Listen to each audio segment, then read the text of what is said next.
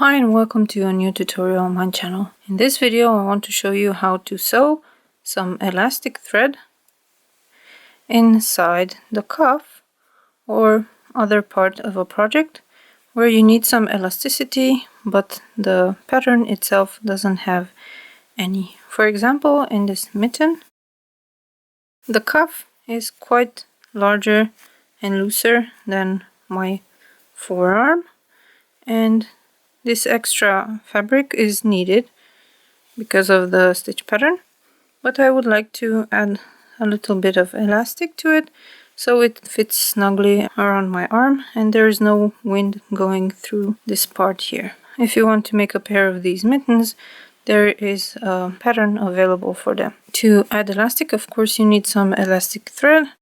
I have some here from Prim. It is supposedly used for sewing machines, but you can also sew it by hand. It has 20 meters per spool, so it's not a lot. It's a covered elastic and it's very thin, as you can see. And you also need a tapestry needle through which the thread can go.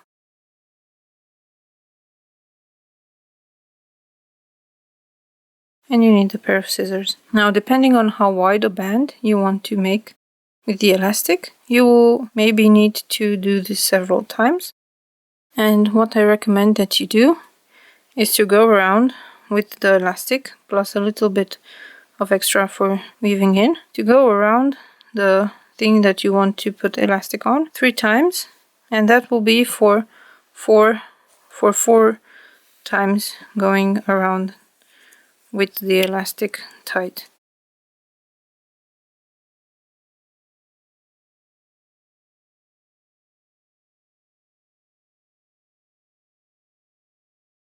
Also leave a bit for weaving in. So I will cut 3.5 times around, and I will go around 4 times.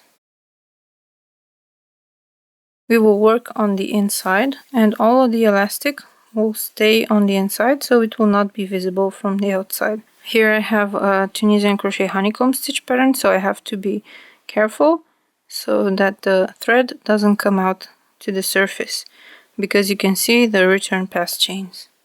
In another project where I have reverse stitches, I could go just through the return pass chains and you can see the elastic on the back but nothing on the front. First we will secure the thread. If you have something like this here, a seam, so that the thread is secure and doesn't come to the surface, we make a few stitches in the same place, pulling slightly on the thread. You want to work with a piece that's not longer than your arm. And once the thread is secure, you go through the return pass chains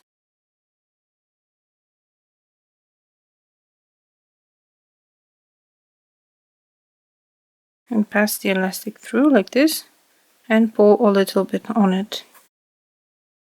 And just keep going.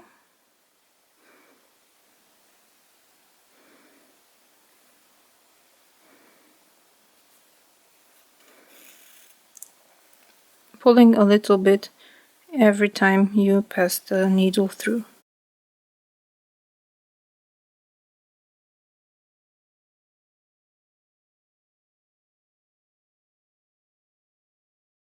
If your project is circular, like this glove, you can keep going in a spiral. But if the project is like this one flat, where you add the elastic, you go back and forth and you return at the end of that side.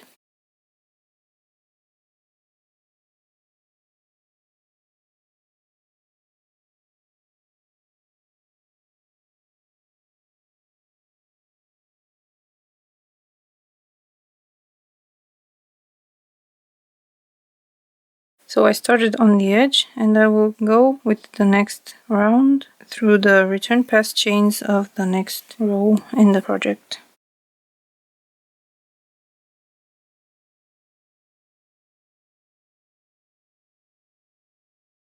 So right now I'm just going around the loops in the return pass chain.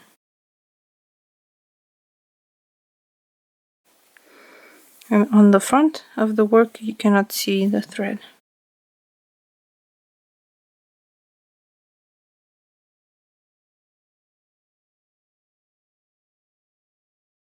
So the first round is finished.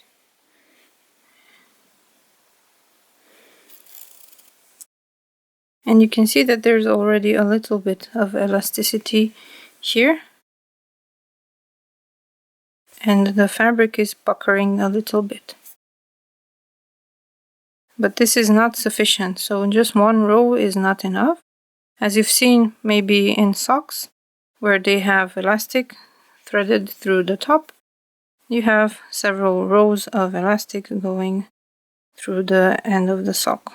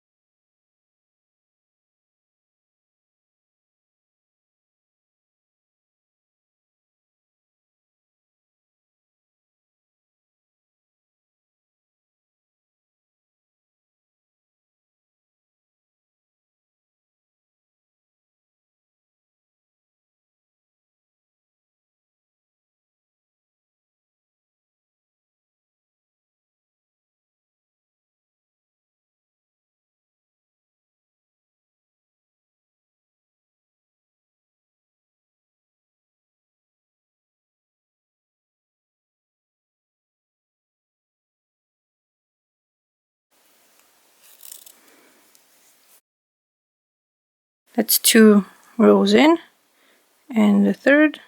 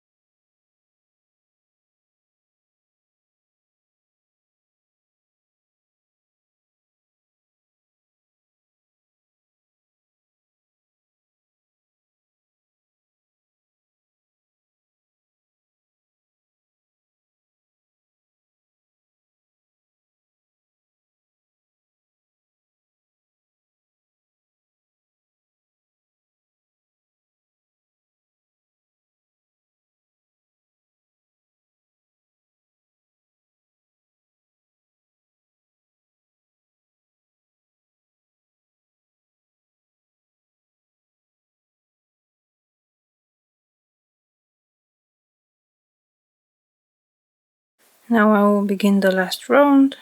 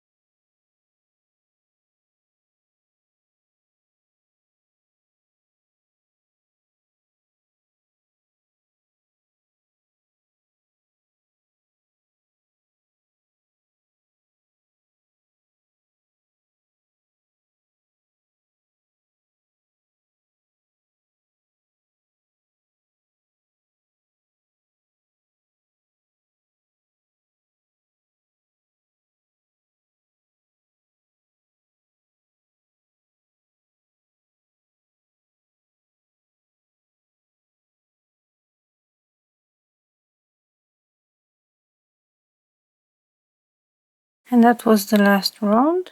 And now I have a little bit of thread left to weave in. And I will make a knot first.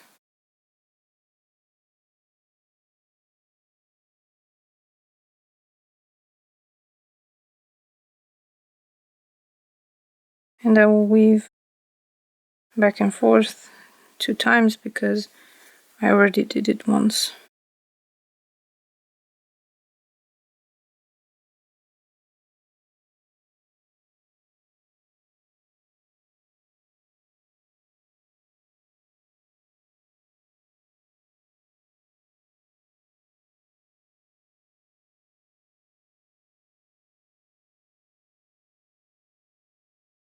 This is the finished cuff with the elastic in it. Now let's see on the front. As you can see, there is no visible elastic, and when I put it on,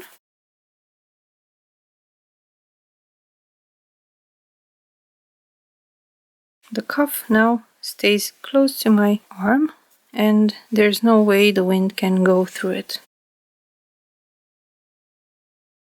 So this is a great way of making, for example, the tops of socks or some leg warmers, such as these ones.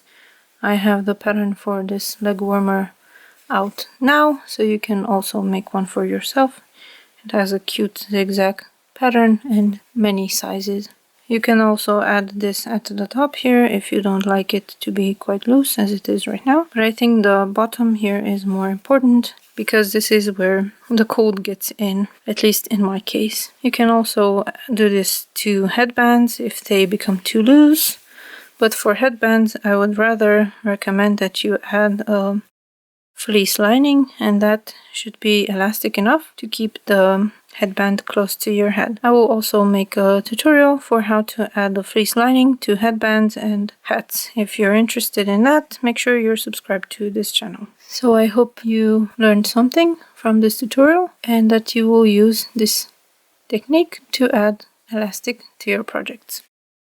Thank you so much for watching, and I will see you soon. Bye!